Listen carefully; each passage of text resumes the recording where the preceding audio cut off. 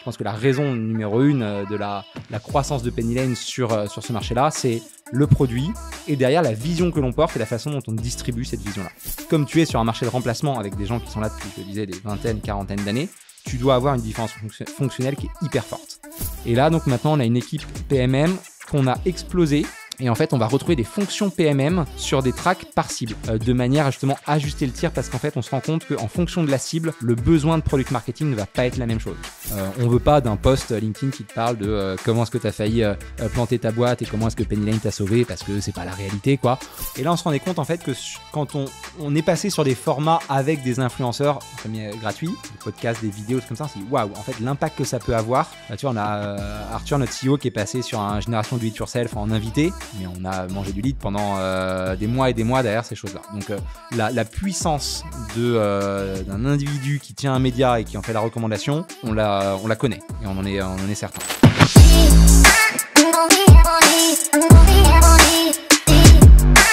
Parmi les sujets business les moins sexy pour les entrepreneurs, on trouve généralement numéro 1 la compta. C'est réglementé, c'est assez incompréhensible, mais surtout, c'est obligatoire. Et quand on décide de lancer une startup sur le sujet, il faut être prêt à s'accrocher. En France, une des boîtes qui réussit le mieux l'exploit de faire un produit aussi bien adapté aux entrepreneurs, aux directions financières et aux comptables, et surtout qui rend le sujet sympa, c'est Penny Lane. Et c'est pour ça que j'ai décidé d'inviter Maxime, leur CMO. L'occasion de revenir en détail sur le challenge du marketing quand on a autant de cibles différentes, de la contrainte du marketing réglementé, de l'importance de s'impliquer dans le produit quand on traite de ces sujets, et de la communauté comme pilier de développement. Avant d'attaquer, n'oubliez pas le petit rituel, like, abonnement, étoile et commentaires, c'est gratuit, ça prend 10 secondes, mais ça fait plaisir. Bonne écoute. Ok, Maxime, alors, Penny Lane, c'est secteur de la compta, qui est un secteur, et bien plus que ça maintenant, mais on va dire, disons au départ, secteur de la compta qui est quand même un secteur pas très sexy, mais obligatoire, et en plus de ça, un secteur qui est un peu réglementé.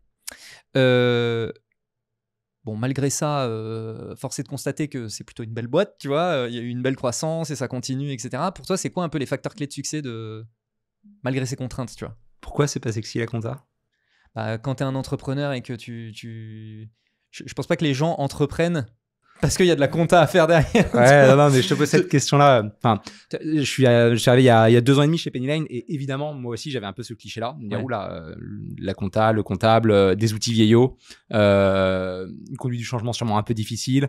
Tu vois, les leaders du marché, c'est Gide qui est là depuis une vingtaine d'années. Derrière, ça va être des boîtes qui ne te parlent pas forcément des ACD, des Agiris, présents, qui ont fêté leurs 40 ans, je crois, cette année. Donc effectivement, sujet sexy ou pas, j'en sais rien, mais en tout cas, sujet complexe, régi par un ordre, tu l'as évoqué, donc l'ordre des experts comptables, donc très réglementé, petit marché, on parle de 20 000 cabinets d'expertise comptable en France, et donc énormément de bouche à oreille. C'est-à-dire qu'en fait, c'est un marché sur lequel tu n'as pas le droit au faux pas. Et or, il y a des acteurs qui sont arrivés sur ce marché-là, qui sont repartis, tu vois, cette année. Un QuickBooks, par exemple, qui te parle peut-être parce qu'ils adressaient également le marché des TPE-PME. Ils sont arrivés un peu avec une force de frappe marketing assez virulente, un produit pas forcément à la hauteur. Très vite, en fait, c'est un produit qui n'a pas séduit cette cible-là parce que justement, beaucoup de bouche à oreille et donc la capacité de très vite aller dans le mauvais sens. Pour adresser un marché, en fait, comme celui-là, donc petit marché de remplacement, parce qu'en fait, comme tu le dis, c'est une obligation légale de faire de la comptabilité. Donc, tout le monde a un outil comptable. C'est le produit, en fait, qui va être la star de la boîte. Et ça, en fait, chez Penny Lane, on l'a tout de suite compris. On a une équipe produit qui est dense. Tu vois, on est 350, 200 personnes au sein des équipes produits. Ah ouais. Et donc, le facteur clé de succès numéro 1, c'est le produit. Comme tu es sur un marché de remplacement avec des gens qui sont là depuis, je le disais, des vingtaines, quarantaines d'années, tu dois avoir une différence fonctionnelle qui est hyper forte. Et nous, la différence fonctionnelle sur laquelle on a voulu miser, c'est la collaboration entre l'entreprise et son cabinet d'expertise comptable. Et donc, ce qui se passait depuis quelques années, c'est qu'on avait d'un côté des outils de production comptable pour les cabinets qui étaient pensés uniquement pour les cabinets, des outils de gestion qui étaient pensés pour les clients, et on tentait de faire connecter tout ça. Ouais. Et reprendre sur une feuille blanche pour des boîtes comme Cegid, comme Sage, comme ce que j'ai pu évoquer, c'est impensable. Tu vois, tu as une legacy trop forte. Et la chance qu'on a eue chez Penny Lane, c'est de se dire, on va essayer de s'attaquer à ça. On va tout de suite recruter une très grosse équipe tech avec une seniorité qui était assez élevée pour aller séduire ce marché-là par le produit. Je pense que la raison numéro une de la croissance de Penny Lane sur ce marché-là, c'est le produit et derrière la vision que l'on porte et la façon dont on distribue cette vision-là. Ok. Focus produit. Et tu penses que c'est vraiment ça qui fait la diff. Et côté market, ce qui m'intéresse, c'est Comment est-ce que vous adressez un peu ces différents challenges? Les challenges de... C'est pas sexy, c'est réglementaire. Ouais. Alors, c'est pas sexy, justement, on essaye de rendre la profession un petit peu plus sexy, notamment dans sa dimension conseil avec des entreprises. Okay. C'est-à-dire qu'en fait, c'est pas sexy, mais quand tu parles à des entrepreneurs, je sais pas, tu as peut-être, toi, un expert comptable à tes côtés pour t'accompagner. Qui est génial. Ben voilà, en fait. Et en fait, quand tu parles aux entrepreneurs, ils te disent, mais moi, je l'aime, mon expert comptable, j'ai besoin de lui, et c'est un peu mon médecin de famille professionnel, quoi. Donc, on essaye de rendre un petit peu plus visible, en fait, cette collaboration qui peut exister entre entrepreneurs et comptables. Et après, en fait, on essaie aussi de faire abstraction de ça. C'est-à-dire, nous, en fait, c'est notre cible, des experts comptables. Et eux, en fait, se posent pas la question de savoir si leur job est sexy ou pas. Et donc, on essaye de leur distribuer le message qu'ils veulent. Et encore une fois, sur un marché de remplacement, c'est un message qui est très fonctionnel. Ils ont besoin de comprendre la valeur ajoutée du produit. Et c'est également une profession qui est bousculée en ce moment par la réglementation, on parle de facturation électronique, on parle... Voilà, il y a des acteurs sur le marché, des indies, par exemple, qui a récemment annoncé une belle levée de fonds, qui viennent un peu les chercher sur du remplacement. Ils disent, nous, on va proposer à les boîtes de remplacer la compta. Donc, nous, on essaye justement de les accompagner aussi dans la vision de l'évolution de leur métier et faire en sorte que ça soit un outil qui soit là pour les experts comptables et pour les dirigeants et pour aider dans cette collaboration-là. C'est pas remplacer l'expert comptable, c'est le bras armé de l'expert comptable en fait. Ouais, exactement. Ça, c'est le positionnement qu'on a tout de suite voulu avoir avec une stratégie qui est un peu particulière. Donc Penny Lane, ça a été créé en 2020. Tout de suite, la vision, ça a été, on crée une boîte tech. On sera une boîte tech qui fait collaborer le dirigeant et l'expert comptable. Par contre, on veut créer un outil de prod comptable. C'est un truc qui est quand même assez dur. Et surtout, comme on le disait, très réglementé. Tu sors des bilans pour les entreprises, des déclarations de TVA. Et donc, on ne pouvait pas dire à des cabinets, tiens, tu vas essuyer les plâtres avec notre outil. Et donc, en interne, on a créé un cabinet d'expertise comptable de manière à pouvoir nous-mêmes tester les choses. Ce cabinet, il a été revendu fin 2021 pour devenir 100% une boîte tech. Mais du coup, on a vraiment compris quels étaient les enjeux pour encore mieux les adresser d'un point de vue fonctionnel. Ok, donc c'est créer le métier que vous essayez d'aider en interne pour vraiment se rendre compte en fait des besoins au quotidien. Ça a été ça la première étape. Ouais, vraiment ce côté user test interne. Évidemment qu'on n'a pas pu garder parce que tu peux pas être jugé parti quand tu peux pas avoir le concurrent de tes clients en interne. Par contre, ça a été un formidable lab et c'est ce qui nous a permis de déjà comprendre aussi la cible et puis bien pouvoir l'adresser. Ok, très cool. Oui, en fait, je reviens sur ce que tu as dit sur le côté redonner un peu la qualité de conseil en fait du comptable que je trouve très intéressante, notamment parce que je pense, étant donné que c'est une obligation légale, quand tu es un entrepreneur, moi je vois bien au début que j'ai monté ma boîte, je me disais bon vas-y, il faut que je le fasse, mes factures, mes déclarations, mon bilan, mon machin, mon truc, et en fait je vais prendre un comptable pour ça. Et la vision que j'avais du comptable, c'était vraiment une vision fonctionnel, opérationnel, de saisie, voilà. Exactement. Et très bien, il va me faire mon bilan, il va déclarer, et puis en fait, ciao. Et en fait, au fur et à mesure, j'ai compris effectivement le côté, non, mais un comptable, c'est quelqu'un qui vient te conseiller, qui a des grosses connaissances, optimisation, blablabla, une vraie vision business aussi pour toi, tu sais. Et donc, vous, j'ai l'impression que la mission que vous portez, c'est aussi de pouvoir finalement leur dire, et même dire aux entrepreneurs, non mais la vision fonctionnelle, c'est Penny Lane, il n'y a pas de galère, le côté un peu opérationnel, et en fait votre relation avec votre comptable, vous allez vraiment comprendre ce que c'est.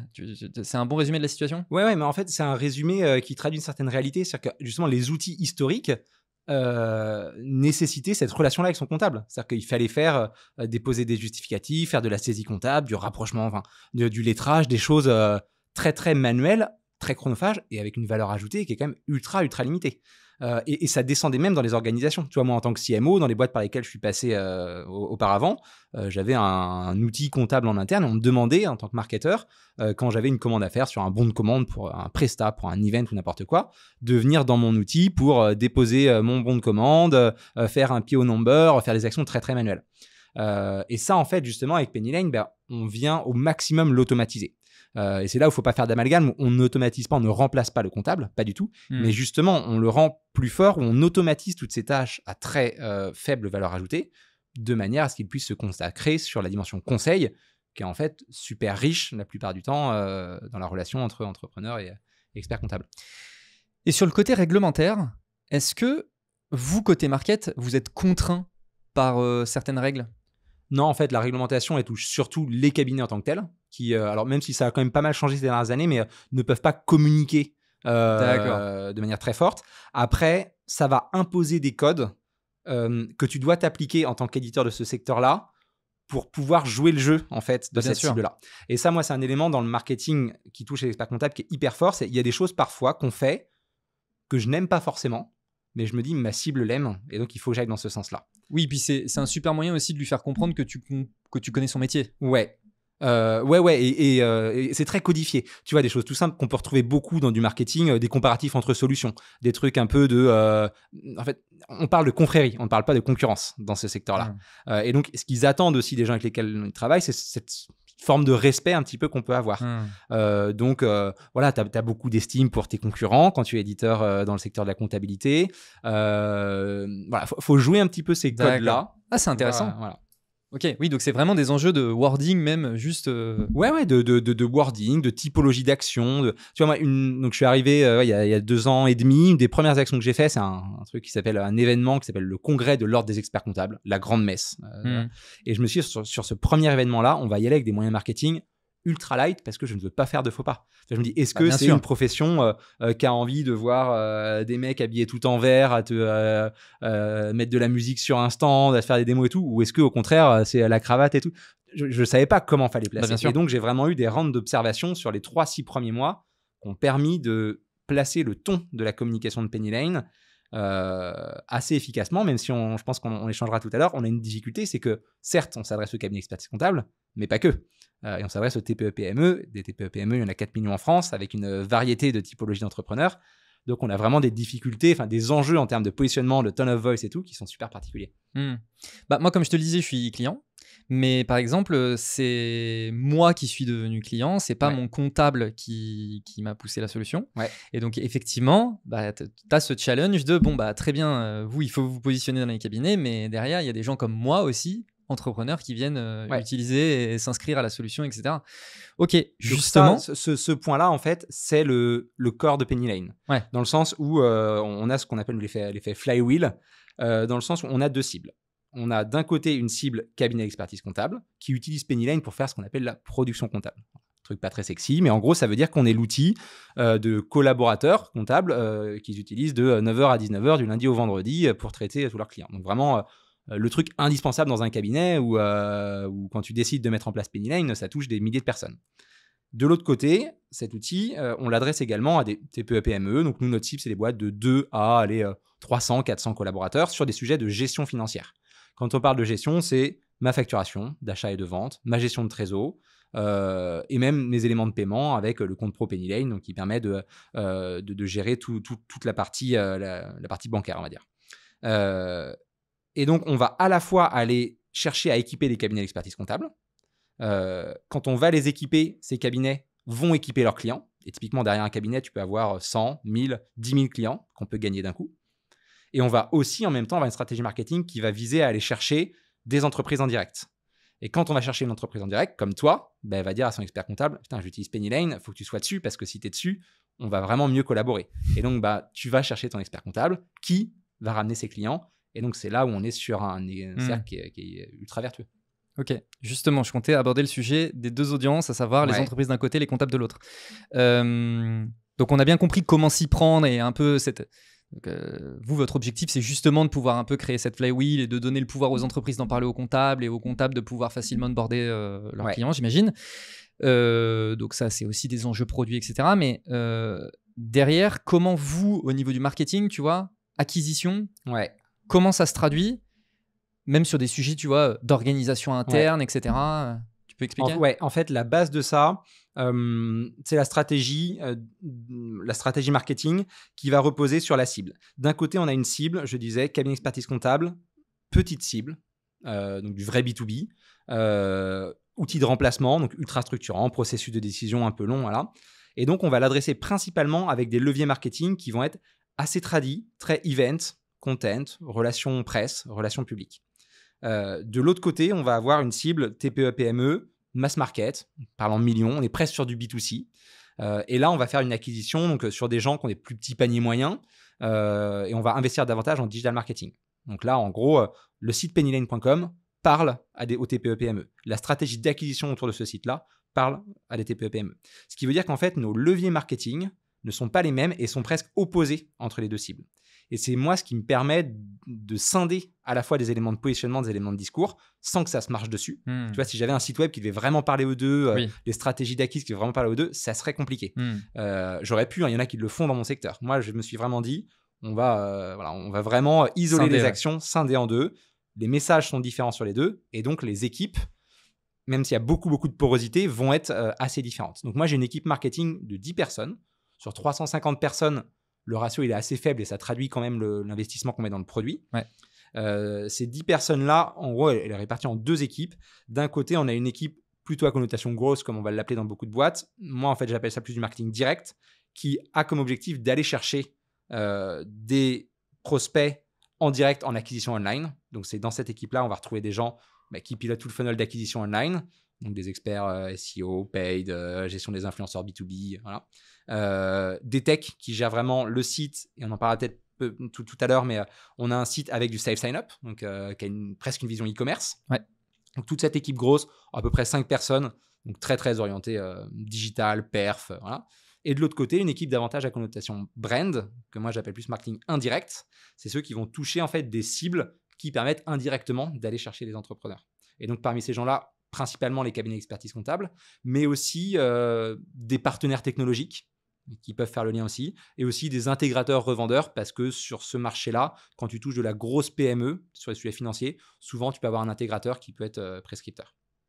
Voilà. Et donc dans cette équipe Brain, on va retrouver une sorte de mini-agence marketing interne à Penny Lane, des gens qui font de l'event, du content, du design, des métiers un peu tradis qu'on retrouve dans les équipes market. Ok, intéressant. Et donc, sur la partie vraiment, toute la partie digitale, vous n'avez aucune action à destination des comptables, quoi. Si, on va en avoir quand même, mais de façon ciblée, et donc on va s'appuyer sur des dispositifs qui nous permettent ce ciblage-là. En gros, on fait quasiment pas de search avec Google sur du comptable. Par contre, on va faire du LinkedIn Ads, parce que sur LinkedIn, on sait qu'on est capable de cibler une audience. C'est l'avantage de LinkedIn. Voilà, exactement. On va aussi travailler avec des influenceurs marketing, ça existe, dédiés sur les sujets de la compta. On va faire ce genre de choses-là dès qu'on sait adresser efficacement l'audience. Notre stratégie de masse, elle va adresser la TPE-PME. Ok. Sur la cible comptable, il peut y avoir un peu un challenge qui est, vu que vous adressez les entreprises en direct aussi, tu me dis si j'ai tort, mais pour moi, il pourrait aussi y avoir un peu ce sujet de oui, mais Penny Lane, c'est un peu un concurrent du comptable. Et notamment parce que tu disais que dans votre écosystème, il y a aussi des acteurs qui se positionnent en on remplace les comptables. Donc vous, comment est-ce que vous adressez un peu ce challenge de faire comprendre aux comptables que vous êtes partenaire, vous n'êtes pas concurrent, tu vois. Enfin, vous n'êtes pas confrère. Faut leur dire en fait. Faut leur redire. C'est une profession aussi qui a une particularité, c'est qu'elle est explosée géographiquement. C'est sa force aussi, c'est voilà, t'en as partout. Et on est un peu dans le cliché où, moi je suis de province, donc j'ai pas de sujet à aborder ce cliché-là, mais où l'expert comptable de Bretagne, de Lozère ou d'Alsace, c'est pas le mec qui ouvre son LinkedIn tous les matins et il suffit pas de quelques posts LinkedIn pour faire passer ces messages-là. Donc on a vraiment besoin d'avoir une grosse présence terrain en région, de manière à partager ce message-là. Ce message, c'est lequel ? On est un éditeur de production comptable, et donc on est l'outil pour ton cabinet, et on est là en fait pour t'aider à conduire le changement que tu vas avoir besoin de faire dans les prochaines années, parce que la digitalisation, elle est là, parce que tes clients, ils sont en train de s'équiper d'outils de gestion, parce que les banques, les néobanques, elles sont en train d'arriver sur ton sujet, et elles vont te bouffer si en fait toi, tu ne t'équipes pas. Et donc, et c'est pas qu'un message, c'est la réalité, c'est ce qui nous anime au quotidien. On est là pour aider cette profession-là, quoi. Et évidemment, les premiers mois de Penny Lane, les premières coms qu'on a eues, il y a eu branle-bas de combat dans ce truc-là. Voilà, encore un nouvel acteur qui pense que la compta peut être remplacée par de la techno et tout. Ce n'est pas du tout notre positionnement. Voilà. On vient en complément de gens qui le font. Indie est peut-être la boîte la plus connue sur ce sujet-là qui va adresser les indépendants. Très bien, moi je pense que sur ce segment-là, ils ont une carte à jouer. Par contre, je ne crois pas du tout au fait que la techno puisse vraiment remplacer la partie compta, parce que comme on l'évoquait au début, la compta, c'est certes des sujets de saisie, tout ça, qui peuvent être remplacés, mais la dimension conseil, oui. Elle a son importance, quoi. Et après, la particularité aussi avec un acteur comme Indie ou Abi, c'est que quand tu es indépendant, freelance, micro-entreprise, ce n'est pas une obligation. Tout à fait. Il y a déjà la dimension réglementaire et la dimension complexité aussi de ce que tu peux avoir et tout ce qui va être lié à tes sujets d'investissement qui ne sont pas les mêmes quand tu as des salariés, des bureaux. Tout à fait. Ok. Et donc, tu l'as mentionné rapidement, mais sur la partie website, entreprise, etc., vous avez une partie très product-led, self-sign-up, etc. Et donc, sur la partie comptable, quand tu disais on a des actions terrain, est-ce que ça veut dire que vous avez des commerciaux qui vont se rendre dans les cabinets, toquer aux portes, etc. Alors, on ne tourne que sur de l'inbound. Dans 100% du business Penny Lane, premier l'inbound. Quand on inbound, c'est au sens large, c'est-à-dire donc toute la partie TPE-PME, c'est que de l'entrant, et la partie cabinet expertise comptable, de la même manière, mais comme les TPE viennent des cabinets expertise comptable, tu vois, c'est là on a créé en fait un truc super vertueux, mais donc on fait pas de chasse, c'est ça ce que je veux dire, on fait pas de prospection. Donc ça répond en partie à la question. Donc on n'a pas de gens qui vont frapper à la porte des cabinets. Par contre, oui, on a des gens qui sont présents en région. C'est une profession sur laquelle, si tu veux l'adresser, le relationnel est hyper fort. Je veux pas tomber dans le cliché, c'est pas des gens que tu as besoin de rincer au resto, c'est pas ça l'idée, mais c'est des gens qui ont besoin de savoir justement que tu bosses pour eux, que tu n'es pas un concurrent, que tu es un partenaire de long terme, parce que en fait, le cabinet qui achète son Penny Lane, c'est l'outil qu'il met entre les mains de tous ses collaborateurs, quoi. C'est super structurant, quoi. Donc nous, en fait, on a une équipe commerciale côté cabinet qui, oui, est structurée géographiquement. Je sais pas, on a dû diviser la France en 12 à peu près avec une présence dans chacune des régions. Ok, top. Je me permets une petite pause dans l'épisode pour vous présenter Bulldozer, l'entreprise derrière la production de ce podcast. Bulldozer est un collectif spécialisé en marketing et growth. Et notre job, c'est de maximiser la performance marketing et commerciale des entreprises sur l'ensemble de leur funnel, de la génération de leads à leur conversion, puis leur rétention. Pour ça, on s'appuie sur différents leviers, le premier étant notre pool de plus de 200 experts qui composent le collectif et qui nous permettent d'adresser des sujets aussi divers que la demand gen, l'outbound, le SEO, les RevOps, etc.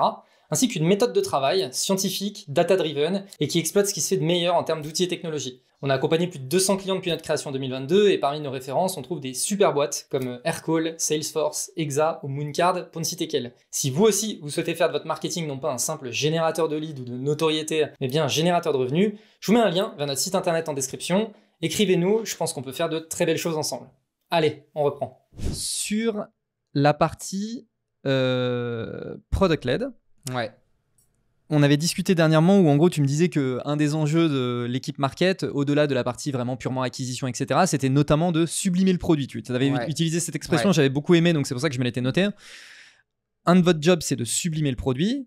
Bon, évidemment, encore une fois, vous avez un enjeu product-led. Donc j'imagine que d'un point de vue market, et notamment sur les enjeux growth, bon bah voilà, c'est comment est-ce qu'on onboard, comment est-ce qu'on facilite la prise en main de l'outil, etc., etc.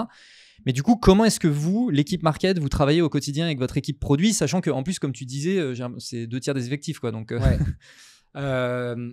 sublimer le produit. En fait, si je te fais le parallèle, je trouve que moi, les stratégies marketing vont être très différentes entre eux situées sur un marché d'équipement ou un marché de remplacement. Avant Penny Lane, je bossais dans une boîte qui s'appelle iAdvise, connue dans la tech en France. iAdvise, ils proposent toujours des outils conversationnels pour les sites e-commerce. Moi, je suis rentré dans cette boîte-là dans les années 2010. C'était un marché d'équipement. Aucun site ne proposait du chat comme on l'appelait à l'époque sur son site. Et là, tu avais un marketing qui était un marketing de démonstration de valeur. Ce que tu avais besoin de faire passer comme message, c'est mets en place ce truc-là, tu vas gagner des points de conversion, tu vas gagner de la satisfaction client et donc voilà, tu as besoin de t'équiper.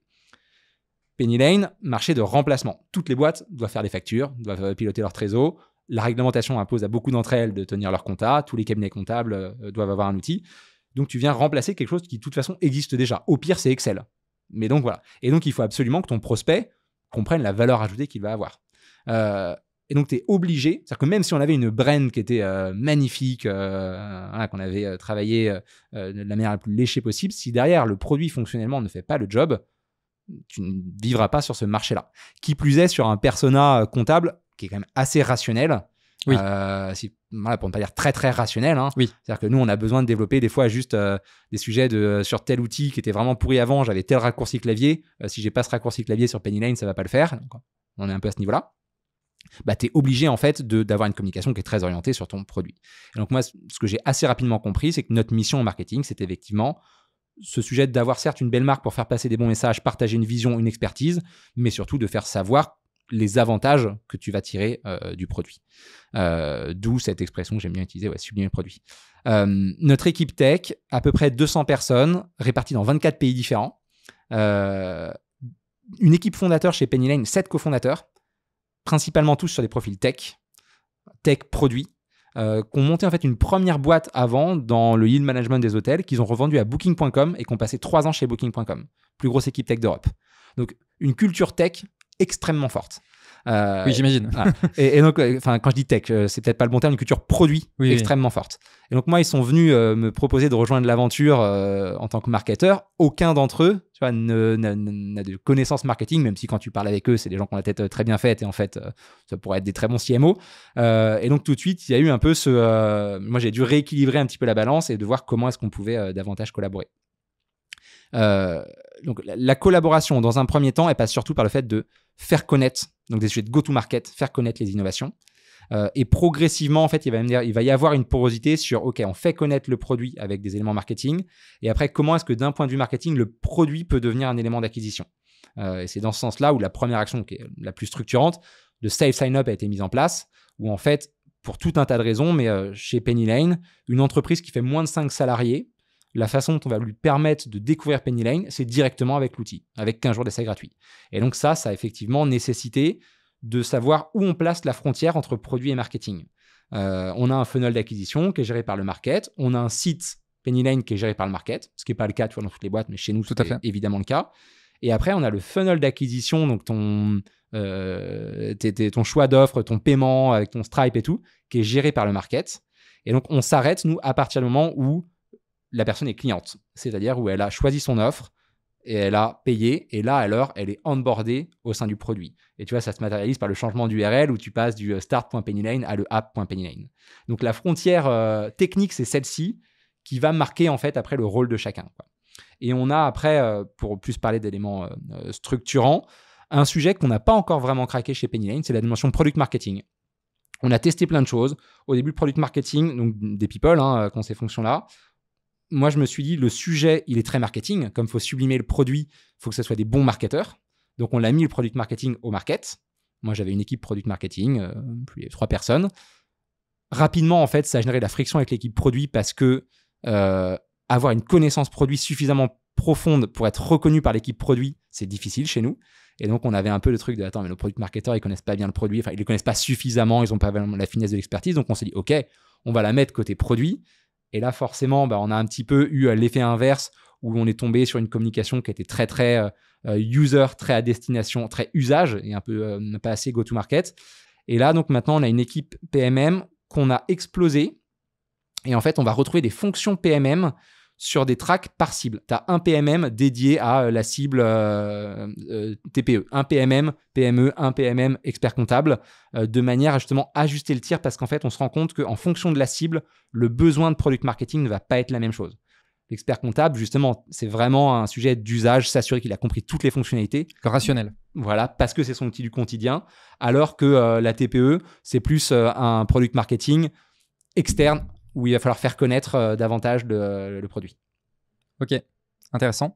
J'ai fait un épisode avec Marion, Head of Product Marketing de YouSign, donc les personnes qui connaissent mal la fonction de Product Marketer qui est quand même assez complexe à envisager. J'invite les gens à aller écouter l'épisode. Je suis curieux de voir comment cette fonction-là évolue dans les prochaines années. Moi aussi, et c'est pour ça que je l'ai invité, c'est parce que j'ai l'impression qu'on est un peu dans un tournant sur cette position-là. Mais tu vois, je trouve il se passe beaucoup de bruit autour de ce métier-là. J'ai l'impression qu'il y a peu de boîtes qui ont trouvé vraiment la place juste de cette équipe-là. Et voilà, il y a des choses. Est-ce que c'est pas le rôle du product manager? Est-ce que c'est pas le rôle du marketeur? Est-ce que vraiment c'est un métier à part entière? Est-ce que je vais me faire des ennemis en disant ça, mais très très curieux d'aller dans 3-5 ans de voir ce que devient ce métier-là. Alors pour l'anecdote, du coup, Marion m'expliquait que donc chez YouSign, typiquement, ils ont eu le sujet de, au départ c'était une équipe market, et maintenant c'est une équipe product. Ouais. Là, typiquement. Et donc ils ont changé, mais ils ont changé en développant aussi les différentes fonctions de l'équipe, enfin les différentes responsabilités de l'équipe. Je t'enverrai le. Parfait. Je t'enverrai l'épisode. Très bien. Et donc vous au quotidien, il y a une frontière avec l'équipe product. Tu disais notamment la partie self sign up, etc. Mais vous devez forcément collaborer puisque votre rôle c'est de sublimer le produit. Comment elle se fait la collaboration ? Ouais, donc je vais rebondir à l'inverse de ce que j'ai dit, mais cette équipe PMM, elle est là pour créer justement un peu le tampon entre les deux équipes. C'est-à-dire que quand il y a de l'innovation qui arrive sur... Donc nous, on fonctionne beaucoup par track cible. TPE, PME, expert comptable. Quand il se passe des choses sur ces tracks-là, qu'il y a des choses qui vont sortir, on a une équipe PMM qui est là pour créer la matière première, pré-mâcher en fait le discours fonctionnel. Donc c'est-à-dire qu'on a une vulgarisation de la fonctionnalité qui va sortir ou des premiers éléments graphiques, de specs, de choses comme ça, qui est mis à disposition de l'équipe marketing. Enfin, qui est mis à disposition d'ailleurs de plusieurs équipes, parce que cette matière première-là, elle va se distribuer différemment dans les équipes, où on va avoir par exemple une équipe support client qu'on appelle Education, qui va s'approprier ce contenu-là pour en faire du contenu vision éducatif. On va avoir une équipe marketing qui va s'approprier ce discours-là pour en faire du contenu externe ou alors pré-sales pour l'équipe de vente. Donc on a vraiment quand même cet élément, ce milieu de terrain qui va distribuer les ballons de manière à rendre tout le monde efficace. Ok. Côté data, qu'est-ce que vous regardez dans l'équipe market? C'est quoi vos objectifs? C'est quoi les trucs sur lesquels vous avez un peu des obsessions et vous vous dites c'est le truc à optimiser? Ouais. Donc, je vais répéter les choses, mais marché de masse, donc cycle de vente très court, donc beaucoup de clients chaque jour. Et donc, en fait, on a un pilotage qui est quotidien. Et on va suivre en fait du MRR quotidien. Et comme on fait du self-sign-up, on est totalement owner de notre funnel. Et ça, c'est génial en fait, quand tu fais du marketing, de se dire, ce KPI-là, entre guillemets, c'est le mien, quoi. Et assez souvent, la plupart des marketeurs se pilotent sur de la RR, du MRR et tout, mais à quel point est-ce que c'est dilué par tout un tas de choses. Donc là, sur la fonction vraiment acquisition online, donc notre KPI numéro 1, ça va être du MRR quotidien. Encore une fois, je le redis, quoi. Évidemment qu'on va ventiler mensuel, par quarter, toutes ces choses-là. Associé à ça, on va regarder en fait des éléments de payback. Vu qu'on investit quand même en acquisition, on va s'assurer que la rentabilité sur le long terme est là. Donc ça va être les principaux KPI sur la fonction ce qu'on appelle SMI, TPE, PME, quoi. Évidemment, il y a des choses secondaires qui vont rentrer en jeu, quoi. Et après, sur la partie expert comptable, on va beaucoup plus regarder des éléments de part de marché, de notoriété. Parce que là, on a la volonté en fait d'aller assez vite sur cette cible-là en délivrant un produit qui satisfait vraiment le client. Et donc, on a la volonté d'être bien reconnu en faisant passer les bons messages. Donc, on fait quand même des analyses noto, des analyses de compréhension sur cette cible-là pour s'assurer que nos messages passent bien. Ok. Voilà. Sur la partie, il y a la partie sales sign-up, mais il y a aussi une partie sales assisted. Tout à fait. Ouais, il y a quand même une partie lead gen. Donc, en gros, toutes les boîtes qui font de 5 à plus chez nous passent sur un cycle de vente plus tradit. Tu peux accéder à une démo avec un sales. Et donc, dans ce cas-là, le cycle de vente reste quand même assez court. Bien sûr. Donc, on va quand même se piloter sur du MRR et on va avoir des indicateurs intermédiaires de lead, de demo forms, de MQL qui vont être pilotés de façon assez tradie comme une boîte qui fait du B2B, quoi. Comme du SaaS B2B classique. Exactement. On n'a rien révolutionné sur le pilotage sur cet aspect-là. Le fait que ce soit des conversions qui soient rapides, est-ce que tu penses que c'est notamment le fait que finalement vous avez une solution qui est au final pas très chère, tu vois, on n'est pas en train de payer un truc des milliers d'euros chaque mois, bon ça reste quand même au pire j'essaye, je vois et puis si ça prend pas j'arrête. Tu penses que ça c'est un truc qui aide aussi là-dedans? Ça aide forcément, mais je pense que la raison numéro 1 c'est que sur cette cible-là, l'acheteur est l'utilisateur. En fait, tu es dirigeant de ta boîte, tu as besoin d'un outil, tu regardes, tu as celui que tu veux, tu l'achètes, quoi. Là où sur d'autres SaaS B2B, voilà, tu peux avoir des process de validation. Là. Donc c'est ça, je pense, la raison numéro 1 pour laquelle ça va vite. Et après, les montants d'abonnement, ça dépend pour qui, quoi. Oui, bien sûr. Oui, c'est des montants, c'est de 14 à quelques centaines d'euros par mois. Donc ça reste faible et en même temps, c'est un gros sujet. Ça reste un sujet aussi de coût, quoi. Ouais. Et tu n'as pas mentionné dans les cibles les directions financières. Ouais. Est-ce que ça fait partie de vos cibles? Ouais, ça le fait partie depuis à peu près 1 an. Donc, on n'a que 3 ans. Donc, le produit, il s'étoffe petit à petit. Numéro 1, on s'est dit il faut que ça soit un outil pour les cabinets d'expertise comptable parce que si eux ne sont pas embarqués sur l'usage, on n'y arrivera pas. Voilà. Ensuite, sur la dimension TPE, PME, les besoins fonctionnels, ils ont beaucoup été sur les sujets de connectivité. Tu veux équiper un restaurant, si tu n'es pas connecté à son logiciel de caisse, à son livreur, tu n'y arriveras pas. Tu veux équiper un site e-commerce, si tu n'es pas connecté à son Shopify, à son Stripe, tu n'y arriveras pas. Donc, voilà, le développement a été assez fort là-dessus. Et une fois qu'on a réussi à bien stacker ces deux choses-là, on s'est attaqué plus à des sujets de OK, que vouloir davantage les belles PME, les ETI. Et donc là, tu es sur des sujets un peu plus structurants où ton persona, effectivement, va être CFO, DAF. Et donc ça, on commence à l'adresser depuis que le produit est prêt pour l'adresser. Ça fait à peu près 1 an, avec une stratégie marketing qui est un peu hybride entre les deux. C'est-à-dire qu'on va retrouver sur cette cible-là la capacité de pouvoir faire davantage de contenu, un peu d'événements. On travaille sur des éléments communautaires, tu vois, sur cette cible-là. Et en même temps, on va quand même faire de l'acquisition online, pareil, ultra ciblée, parce que c'est un persona qui se cible facilement, notamment sur LinkedIn. Et puis aussi parce que plus la boîte est grosse, plus l'abonnement va être élevé. Donc, on peut se permettre d'avoir des actions un petit peu plus onéreuses, parce qu'en termes de CAC, on va s'y retrouver. De toute façon, LinkedIn, d'un point de vue targeting, c'est juste parfait, quoi, tu vois. Ouais. Peu importe ta cible, en fait, c'est juste si elle est sur LinkedIn, en fait, le targeting, il est top, quoi. Oui, si elle est sur LinkedIn.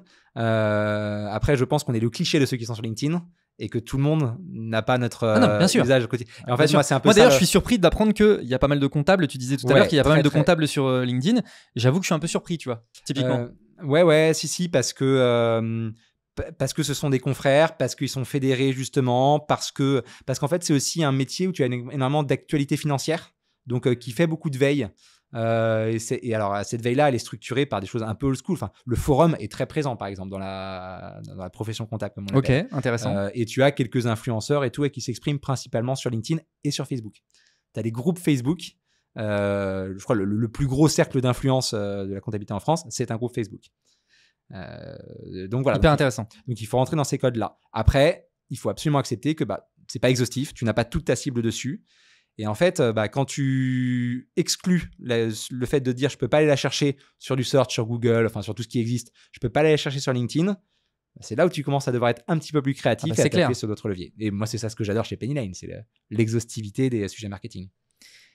Justement, moi j'aimerais bien aborder 2 sujets. Enfin, en fait, il y a 3 sujets, mais on va les faire dans l'ordre. Hein. C'est communauté, influence, event. Communauté. Ouais. Vous travaillez votre sujet communautaire et vous aussi vous avez, alors je ne sais pas si on peut appeler ça un forum, mais en tout cas vous avez un espace sur le site où les users peuvent poser les questions, il y a des échanges, etc., etc. Donc vous avez essayé de travailler un petit peu ce truc-là. Le sujet de la communauté, ça fait rêver plein de boîtes, notamment en B2B, mais très peu de boîtes arrivent vraiment à craquer le truc. C'est quoi un peu, tu vois, si tu devais un peu donner ton playbook ou tes apprentissages ou un peu les différentes étapes par lesquelles vous êtes passé là-dessus, comment tu décrirais ça ? Alors, j'ai le sentiment que la communauté, elle fonctionne quand tu as un produit qui est pas nice to have, ça qui est vraiment l'outil quotidien, tu vois, de ton persona. Typiquement, alors c'est moins le cas peut-être maintenant, mais moi il y a une époque où HubSpot était le truc un peu central. Voilà, la dimension communautaire liée à HubSpot, j'y aurais adhéré. Je me suis déjà déplacé sur les événements inbound d'HubSpot. Voilà. Nous, on a pris justement ce parti que la dimension communautaire, on est là à travailler sur la partie CFO et comptable, mais sur la partie TPE-PME, je ne sais pas si les gens ont envie de rejoindre une communauté Penny Lane et de contribuer. En tout cas, on n'a pas misé là-dessus. Donc, première chose déjà, c'est s'assurer que sa cible est en adéquation avec le fait de vouloir un peu faire partie et faire savoir qu'elle fait partie de ses users. Deuxième chose, c'est identifier les champions. Et les champions, ils n'en font pas beaucoup. Mais les champions, c'est ceux qui, de toute façon, sont déjà actifs avec toi. C'est ceux qui te posent beaucoup de questions en support client, par exemple. C'est ceux que tu as identifiés, qui parlent un peu de toi sur LinkedIn, sur autre et tout. Et mettre des systèmes de ranking pour ces gens-là. C'est-à-dire que ceux-là, en fait, faut les alimenter, il faut des systèmes de badge, il faut des systèmes de récompense, dans ta communauté, voilà, tu as des VIP et puis tu as des newbies, il faut l'assumer parce que c'est comme ça que ça marche. Donc nous, c'est un peu ça ce qu'on a fait au début. Et après, évidemment, il y a le sujet de la ligne édito de ta communauté. Si c'est juste une communauté pour parler de ton produit, ça marchera un peu moins. Nous, on s'est dit, on va essayer de travailler une communauté en mettant en avant les sujets d'expertise qu'on peut apporter au cabinet sur des choses qu'ils n'ont pas l'habitude de voir. On va leur parler marketing, on va leur parler RH, on va leur parler recrutement, voilà, pour essayer de l'animer et essayer d'y apporter du contenu. Donc, la communauté aujourd'hui, c'est concentré sur les comptables ? Ouais, c'est nos users clients côté comptable.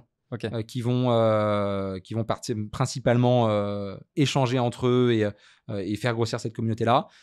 Et après, j'appelle pas ça de la communauté, mais on a une sorte de lab un peu VIP sur lesquels, sur certaines cibles, on va réunir des top décideurs sur des formats plus événementiels et tout. On n'est pas encore sur une dimension communautaire, je trouve. Oui, ça reste très top-down et pas assez... Ouais. Ok. Et question qui peut sembler très bête comme ça, mais pourquoi en fait vous vous êtes dit il y a un truc à faire sur le sujet de la communauté? Déjà parce qu'on a une base de users qui grossit très très vite, avec des gens qui se posent beaucoup de questions. Aussi, à un moment donné, il va falloir que les gens interagissent entre eux aussi pour se faire grandir mutuellement. C'était la raison numéro 1. Et après, c'est ce côté bouche à oreille que j'évoquais tout à l'heure. On est sur une cible où nous, on a énormément de recommandations. Tu vois, on parlait de KPI et de tracking tout à l'heure. On met en place de l'attribution déclarative pour savoir... la data te donne des choses, mais quand tu poses vraiment la question aux gens, tu n'as pas toujours les mêmes réponses. Et en l'occurrence, nous, la notion de bouche à oreille et la raison, je viens sur la recommandation d'un ami ou d'un confrère, elle est extrêmement forte. Et donc, on s'est dit, il faut qu'on puisse, à minima, la stimuler un petit peu pour essayer d'optimiser encore ça. Oui, parce que du coup, c'est aussi la preuve qu'ils se parlent entre eux, déjà en dehors de Penny Lane. Ouais. Donc s'ils peuvent le faire en plus à l'intérieur de Penny Lane, si tu peux amener le petit truc qui les stimule à encore plus en parler, et à encore plus se réunir, et toi avoir un œil dessus, ça fonctionne assez bien. Ok. Deuxième sujet, c'est l'influence. Ouais. Bon alors, l'influence B2B, c'est un sujet quand même plutôt récent. Tu vois, je pense globalement, ou disons que avant les influenceurs, c'était les médias. Voilà. Aujourd'hui, on a des créateurs, comme tu pourrais avoir des influenceurs dans le B2C. C'est assez récent. Pour moi, vous faites partie un peu, tu vois, des premiers gros acteurs, on va dire, à avoir pris le sujet en main, avec notamment Abby. J'ai reçu le CEO de Abby de mon podcast. On a notamment adressé ce sujet, mais même question, c'est pourquoi est-ce que vous vous êtes dit il y a un truc à faire sur l'influence, et comment vous vous y êtes pris? C'est quoi tes apprentissages? Ouais. Donc le pourquoi, notoriété, visibilité, c'est un de nos enjeux. Et là, on se rendait compte en fait que quand on est passé sur des formats avec des influenceurs entre guillemets gratuits, des podcasts, des vidéos, comme ça, on s'est dit waouh, en fait l'impact que ça peut avoir. Tu vois, on a Arthur, notre CEO, qui est passé sur une génération do it yourself en invité, mais on a mangé du lead pendant des mois et des mois derrière ces choses-là. Donc la puissance d'un individu qui tient un média et qui en fait la recommandation, on la connaît et on en est certain. Donc ça, c'est la raison numéro 1. On s'est dit, à un moment donné, il va falloir tester un peu ce modèle-là. Et donc, quand les gens commençaient à vouloir monétiser les choses, on s'est dit, pourquoi pas tester. On est passé par des régies d'influenceurs. On a mis un budget qui est au global raisonnable. Quand tu rentres au détail et que tu vois ce que prend chacun, tu peux te poser des questions.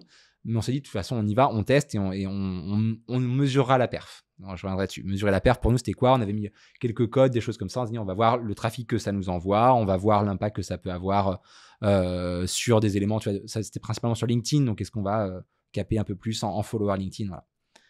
2 mois après, je me dis, mon Dieu, j'ai mis une pièce dans la machine de ce que je déteste sur LinkedIn. Avec des gens, en fait... qui ont une expertise discutable, qui s'expriment comme s'ils avaient 20 ans de carrière dans l'entrepreneuriat et qui t'expliquent qui essayent de placer Penny Lane parfois de façon assez maladroite et qui font beaucoup de reach. Et en fait, tu dis, mais la personne a une expertise creuse, ce qu'elle raconte est très creux et ça fait 5000 vues et 300 commentaires. Et tu vas voir les commentaires, tu dis attends mais c'est marrant, la personne qui a commenté c'est la même qui a commenté l'autre influenceur et tu vois les trucs et tout. Et là donc avec Hervé qui gère ça dans l'équipe, je me dis là on est en train de nourrir le monstre quoi. C'est tout ce que tout le monde déteste sur LinkedIn et on est en train de contribuer, il faut qu'on arrête de faire ça. Donc on arrête pendant quelques mois. Et en fait on a repris le sujet avec un peu plus de sérieux. Et on s'est dit ok, le sujet de l'influence c'est pas juste filer un ticket à une boîte régie influence qui va nous dire vous avez mis tant, voilà le reach que vous avez eu. C'est on a envie de s'associer à quel type de personnes pour leur donner de l'argent et qu'ils parlent de nous, quoi. Et donc là, on a retravaillé le sujet il y a plus de 6 mois de façon beaucoup plus quali, où on a vraiment fait une sélection beaucoup plus fine de nos influenceurs. On est beaucoup plus intervenu sur les formats. On veut pas d'un post LinkedIn qui te parle de comment est-ce que tu as failli planter ta boîte et comment est-ce que Penny Lane t'a sauvé, parce que c'est pas la réalité, quoi. On veut des gens qui montrent le produit, comment ils l'utilisent. Et donc, on a la chance d'avoir beaucoup d'influenceurs, je te mets dans cette catégorie-là, qui sont clients Penny Lane. Et donc, c'est beaucoup plus intéressant pour nous à un moment de se dire, tiens, on va monétiser ton retour d'expérience que tu vas partager en vidéo, qui est en fait super authentique, qui est super concret, qui sera beaucoup plus naturel et qui fera du bien à tout le monde, quoi. Et donc, on est beaucoup plus sur cet esprit-là. Et là, on est en train de même travailler sur des nouveaux formats de gens, tu vois, avec lesquels on va créer des contenus un peu exclusifs, des gens qui vont venir dans nos bureaux, comprendre comment travaillent nos équipes tech, comment travailler, pour en fait associer la qualité à la quantité. Et l'erreur qu'on peut faire beaucoup, c'est justement chercher de la quantité, se faire noyer par les chiffres qui nous sont montrés, qui ne veulent strictement rien dire, parce que les experts influenceurs sont très bons justement sur le fait de monétiser du reach qui en fait n'a très peu de valeur. Voilà. Par contre, ce qui est certain, c'est que tu fais des pics de visibilité qui sont assez forts. Et aujourd'hui, on n'a pas réussi à démontrer son efficacité commerciale. Moi, j'ai pas des pics de conversion quand je lance. Par contre, je sais que je développe ma notoriété de façon très forte. Et ça, tu peux le mesurer directement sur LinkedIn et sur YouTube en native. Tu peux faire des tests, tu sais, avant campagne, après campagne. Et là, clairement, tu vois de façon assez notable l'impact que ça peut avoir.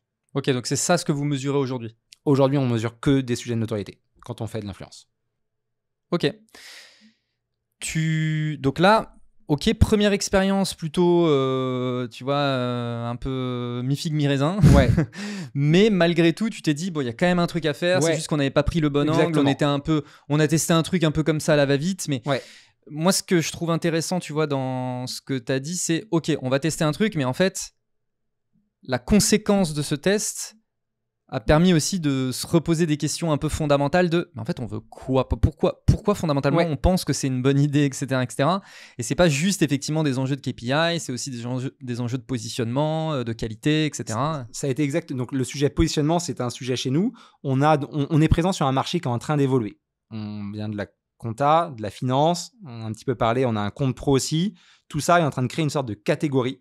Et donc nous on a quand même beaucoup d'éducation sur le positionnement à faire de Penny Lane, et ça doit passer par des contenus qui sont assez éducatifs et assez je t'explique, je te montre en fait ce que c'est, quoi. Et donc évidemment nous on le fait, on fait parler nos clients, et on avait besoin aussi que d'autres le fassent pour nous pour réussir à faire passer ce message là. Donc il y avait ce double objectif, visibilité, notoriété, et puis positionnement sur lequel il fallait multiplier en fait les façons de le diffuser. Ok. Dernier point de ce triptyque que je voulais aborder, qui est l'événementiel. Ouais. En plus, vous faites du coup de l'événementiel auprès des comptables notamment. Ouais.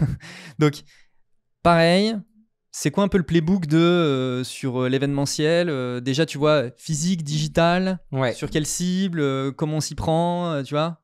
Ok, donc l'événementiel, c'est coûteux. Oui. Et donc nous, on a un raisonnement qui est assez simple. C'est la TPE-PME, elle a un panier moyen qui est moins élevé que l'expert comptable. Donc la TPE-PME, ça ne fait pas sens pour nous d'avoir une dimension événementielle. Comme je disais tout à l'heure, c'est exclusivement du dispositif online. Les cabinets d'expertise comptable, c'est des gens qu'on a besoin de rencontrer physiquement, c'est des gens qui ont besoin d'échanger. Et donc ça fait beaucoup plus sens de faire de l'événement. Et qui ont un réseau d'influence en plus qui est ouais, et puis tu peux créer. Ouais. Et donc après la vision de Penny Lane, ça a été on veut créer cet outil pour aider la profession comptable. Et donc pour rebondir sur la première question que tu me posais, comment on a réussi à se faire un peu aimer par cette profession, je t'ai dit le produit. Mais la vision, à un moment donné, faut la diffuser aussi de façon différente que par le produit.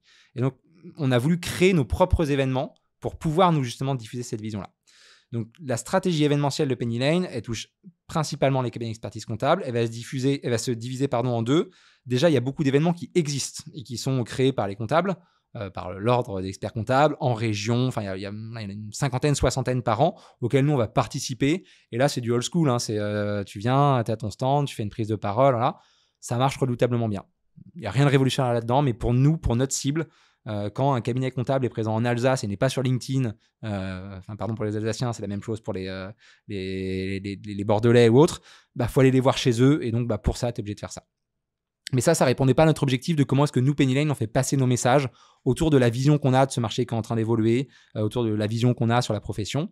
Et donc, on a décidé de créer notre propre événement qui s'appelle Comptatech. Ça va être la 3e édition là, en 2024, qui est un projet qui est ultra ambitieux, puisqu'on se dit qu'on veut être en fait l'événement qui parle de l'innovation de la comptabilité par la tech et d'essayer de rassembler un maximum d'acteurs là-dessus. C'est né en fait d'un constat qui est assez simple, c'est que les experts comptables sont super bousculés en ce moment par plein de questions qui font peur. Ils ont peur de disparaître parce qu'ils ont peur de la digitalisation qui vient remplacer une partie de leur boulot, parce que le métier est pas sexy et donc ils ont du mal à recruter les gens et qu'en fait sans people, ils font pas tourner la boîte. Et en fait, moi, les premiers événements auxquels je suis allé, donc organisés par l'expert comptable, ils parlaient de toutes ces questions-là et ils y répondaient que entre eux. En gros, pour répondre à ce truc que j'arrive pas à recruter, je vais faire venir un expert comptable qui lui non plus n'arrive pas à recruter. Et je dis, mais en fait, c'est un écosystème qui est quand même très fermé, un petit peu trop auto-centré. Je me suis dit, mais ce serait génial de faire un événement où on fait venir des gens qui ne viennent pas de la compta et qui ont les mêmes problèmes. Ouais. Ça, c'était la vision de base de Contatech, de se dire on va un peu leur faire prendre de la hauteur, voilà. Et après, on a mis un peu tout le playbook. C'est ça, c'est comment est-ce qu'on peut aligner toutes les planètes pour que cet événement soit vraiment un truc qui te change de ce que tu as l'habitude de voir. Ça se passait à Station F parce que c'est l'univers de la tech, parce que voilà, c'est l'innovation. On a fait venir des speakers que tu voyais nulle part sur d'autres événements de la compta. Je sais pas, on a eu des sportifs, on a eu Alain Bernard, on a eu Claude Onesta, on a eu des gens de la musique, on a eu des gens comme ça. Mais en fait, qui ont les mêmes problèmes. Tu vois, on avait Pascal Nègre d'Universal Music, que moi j'ai eu sur scène. On parlait de digitalisation d'une profession. Quand tu as été aux commandes d'Universal Music, tu sais de quoi tu parles. Ah bah c'est clair, ouais. Voilà. Quand ils te disent on a du mal à faire bosser des jeunes et des vieux ensemble, Claude Onesta, qui a été entraîneur de l'équipe de France de hand sur 4 générations, il sait ce que c'est aussi. Oui. Et donc c'est ça l'ADN, tu vois, de cet événement qu'on a créé qui marche plutôt bien. Donc le playbook, c'est ça, c'est vouloir avoir son propre événement pour faire passer son positionnement, trouver le petit facteur différent qui fait que ton événement il va être un peu sexy et que justement tu vas aider aussi par ça à rendre la profession un peu plus sexy, et trouver le bon ratio entre je participe à des événements qui existent déjà et je fais les miens. Ok, intéressant. Moi, il y a un truc que je trouve particulièrement intéressant, c'est le nom de l'event, ouais. Contatech. Ouais. Parce qu'en fait, un truc que tu as dit plusieurs fois, c'est les comptables, ils ont peur de la tech. Ouais. Parce qu'ils se disent que ça va les remplacer, etc. Et toi, tu fais un event que tu appelles Contatech, tu vois, où vraiment tu essayes de montrer que non, mais en fait, c'est bien, on va réunir justement ces deux trucs. Et nous, c'est justement notre vision. C'est non, c'est pas du tout la tech est l'ennemi de la comptabilité. Ouais. Au contraire, c'est machin. Et déjà, rien que ça, tu vois, c'est assez intéressant de montrer un peu ce lien. Et après, j'ai l'impression que effectivement, tout ce que vous êtes en train de faire au travers de cet événement, c'est justement montrer comment est-ce qu'on peut réconcilier ce que les comptables voient plutôt comme des ennemis, tu vois. Ouais. Alors en fait, Contatech, 2 objectifs. Quand j'étais chez iAdvise avant, j'avais créé un événement qui s'appelait Conversation.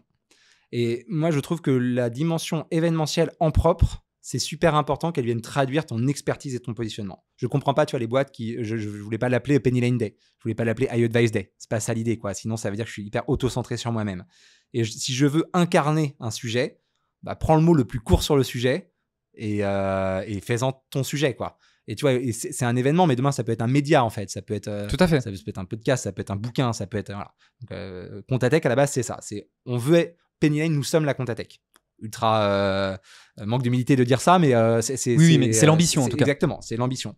Et après, effectivement, c'est de se dire, ça permet de cadrer un sujet, on parle d'un sujet qui est celui qui pique un petit peu, et on va essayer de faire en sorte qu'il pique un peu moins à la fin de celui-là, en ayant réussi à prendre de la hauteur. Ok, très très cool.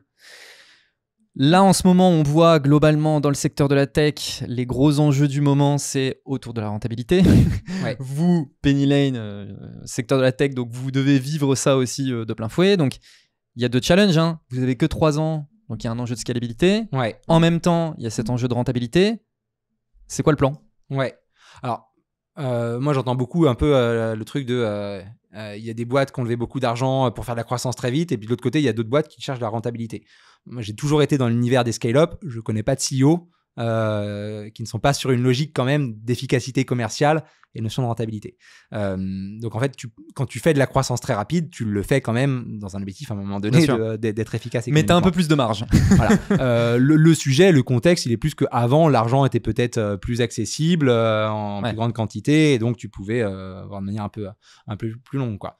Donc nous, le sujet, c'est qu'on arrive à avoir une forte croissance basée sur des KPI qui sont très bons. Et donc, ces 2 sujets suivent en fait la même trajectoire, quoi. Donc, aujourd'hui, l'hypercroissance de Penny Lane repose principalement sur son efficacité commerciale. Et donc, forcément, les 2 sujets sont super connexes. Donc c'est pour ça que tu disais une des datas que vous traquez beaucoup, c'est le CAC Payback notamment. C'est ça en fait, voilà.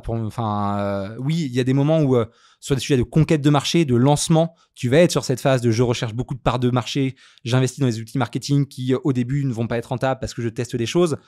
Mine de rien, au bout de 2 ans, si tu n'as toujours pas trop identifié quels sont les sujets sur lesquels tu es particulièrement efficace. Voilà. Donc après, en fait, là, on rentre sur des phases d'optimisation qui sont des sujets d'optimisation de marge, d'optimisation de CAC, justement, de tes actions marketing, d'optimisation people, ou t'assurer d'avoir vraiment les gens sur les bons sujets, aux bons endroits, machin, mais qui est la trajectoire normale, je pense, de toute d'une boîte. Société normale. Exactement. Voilà. Oui, okay. La chance qu'on a eue, effectivement, c'est que on a certainement été créé à une période où l'argent était plus accessible, et donc la capacité peut-être d'aller plus vite que ce qu'on aurait pu le faire si on s'était créé 3 ans après. Ok. Côté market, équipe market, j'entends bien hein, que depuis le début, vous avez quand même cette vision efficacité commerciale, etc., etc. Mais il n'empêche qu'effectivement, le fait que l'argent soit moins disponible, que Penny Lane a levé de l'argent, etc., j'imagine que côté market, il y a quand même des choses qui ont un petit peu changé, notamment sur la dernière année, ou pas? Non, franchement, pas tant que ça. Ok. Parce que ça fait aussi partie de notre ADN, de tout de suite parler payback, de tout de suite parler CAC. Et puis, c'est ce que je trouve aussi excitant dans le métier du market, c'est de chercher des choses qui marchent, quoi. Oui. Et pas juste d'investir pour investir. En ayant l'avantage, comme tu disais, vous êtes contributeur direct du revenu, il y a le sell sign-up, des conversions tous les jours, etc. Ça peut être accéléré. Le sell sign-up, c'est pas un truc qu'on a fait dès le début. Ouais. Et quand on s'est dit à un moment donné, faut qu'on optimise l'efficacité commerciale, on passait 1 heure à parler avec des gens qui avaient des projets qui allaient leur coûter 14 € par mois. Ça marche peut-être pas trop. On a accéléré un peu plus sur le sell sign-up et on a essayé de le rendre encore plus efficace.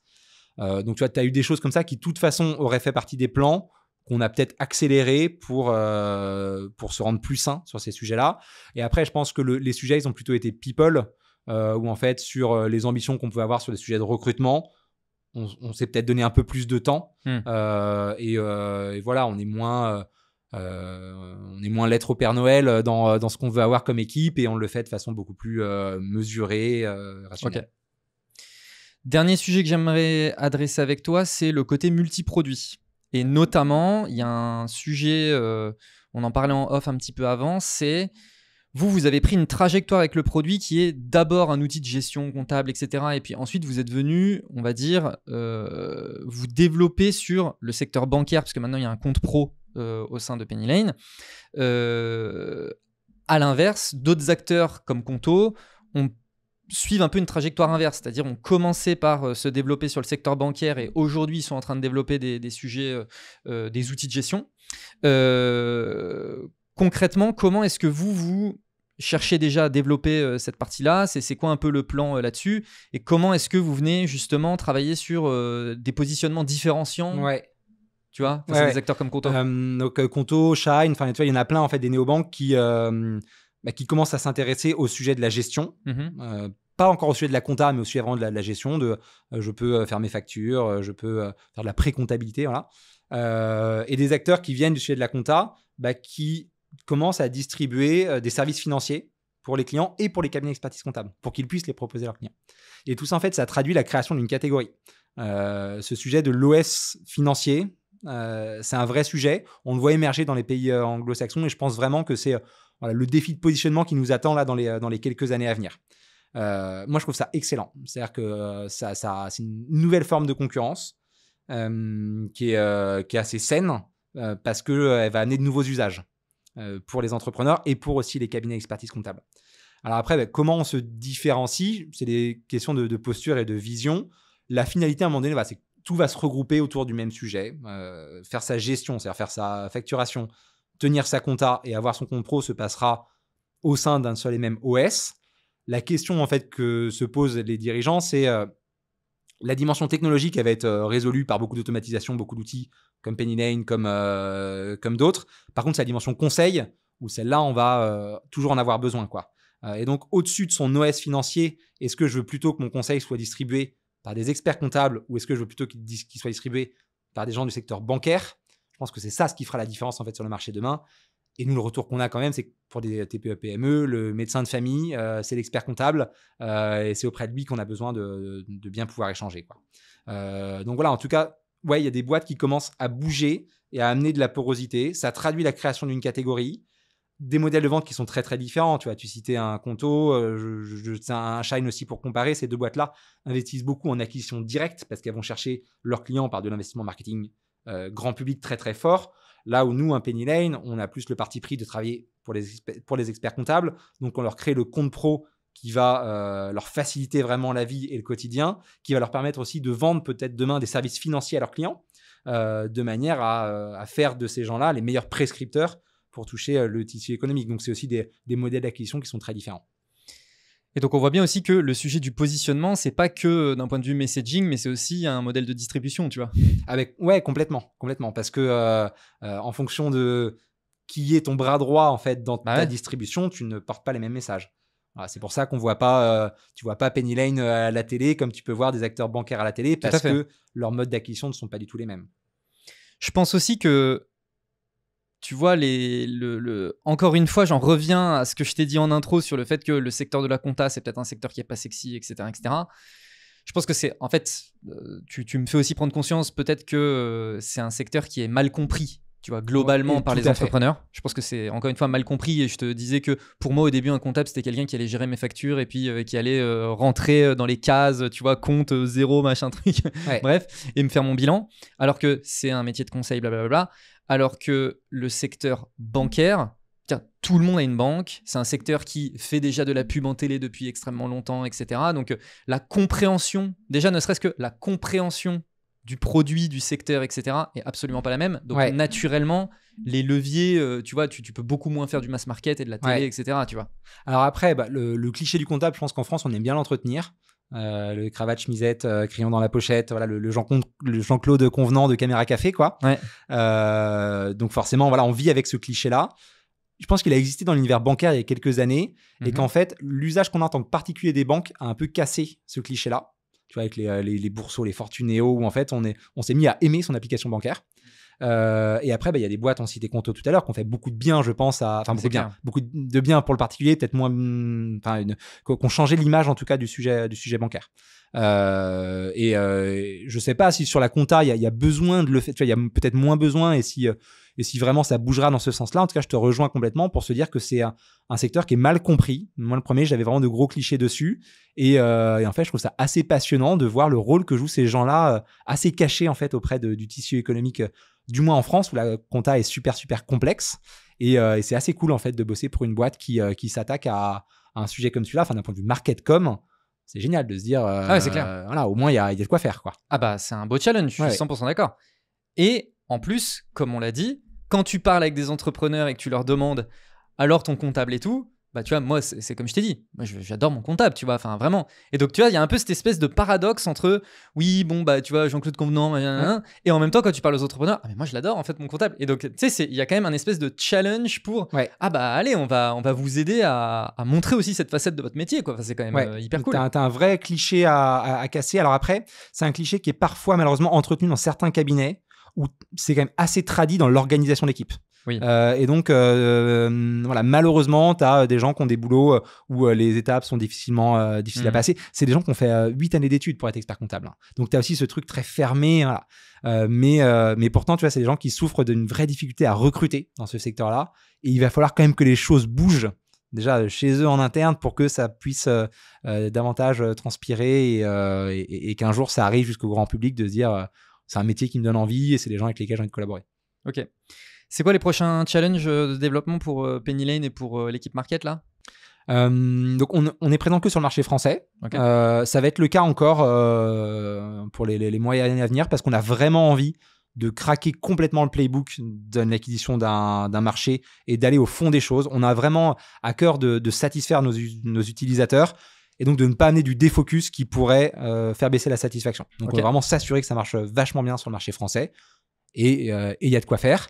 On a ces sujets, tu disais, de multi-produits. Moi, tout mon objectif, c'est justement ce multi-produit demain ne devienne qu'une seule catégorie. Si je te reparle d'un HubSpot, il y a 10 ans, c'était du multi-produit parce que c'était du CRM, de l'email, du social media, de l'automatisation et c'est devenu du marketing automation. Moi, j'aimerais que dans 3-5 ans, on ne se dise pas Penny Lane, c'est du multi-produit, mais Penny Lane, c'est du... Je n'ai pas encore le terme, mais c'est de l'OS financier. Je ne sais pas si ça marchera auprès de toutes les TPE, ce terme-là. Donc, on a un vrai défi de positionnement et de compréhension autour de cette création de catégorie. Et puis après, on a un enjeu de scalabilité, quoi. Il y a 3 millions de TPE PME en France, on en équipe à peu près 100 000. C'est bien, mais il y a de quoi faire. Mais il y a de quoi faire, complètement, ouais. Ok, très cool. Eh ben écoute, Maxime, merci beaucoup d'avoir partagé tout ça. Avec plaisir, merci pour ton invitation. Les personnes qui veulent te contacter, te suivre, c'est LinkedIn, on en a parlé. Ouais, tout à fait, c'est LinkedIn. Je vis à Nantes, voilà, donc je suis à Paris très souvent, mais n'hésitez pas s'il y en a qui font partie de ces régions-là et qui veulent un café ou échanger ensemble, avec plaisir. Très bien, le message est passé. Merci encore. Merci à toutes les personnes qui ont écouté l'épisode. N'oubliez pas, like, commentaire, blablabla. Et on se retrouve à la semaine prochaine. Ciao. Just do it! Don't let your dreams be dreams. Yesterday, you said tomorrow. So just do it! Make your dreams come true! Just do it!